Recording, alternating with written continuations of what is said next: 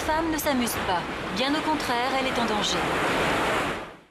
Texas, des pluies torrentielles en amont ont fait sortir brutalement une rivière de son lit. Ces deux femmes se sont laissées surprendre bien malgré elles.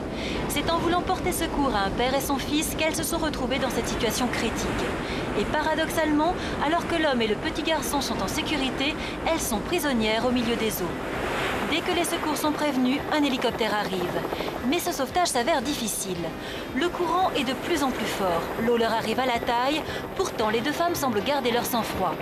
Pour l'équipe de secours, il n'y a qu'une seule solution.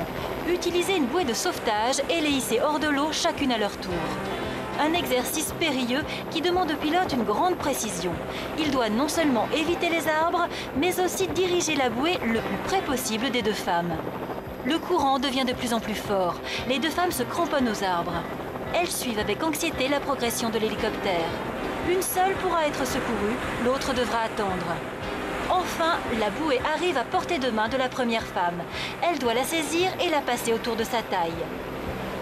Et là, il lui faut bien se jeter à l'eau.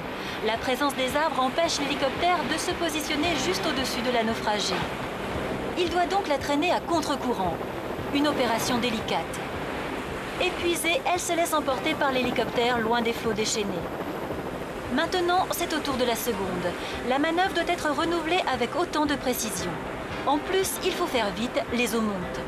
Et malgré le courant, le pilote dépose la bouée juste à côté de la femme réfugiée derrière le tronc d'arbre. Dans un ultime effort, elle parvient à l'enfiler. Mais ce n'est que le début d'un voyage très mouvementé. Elle va devoir lutter.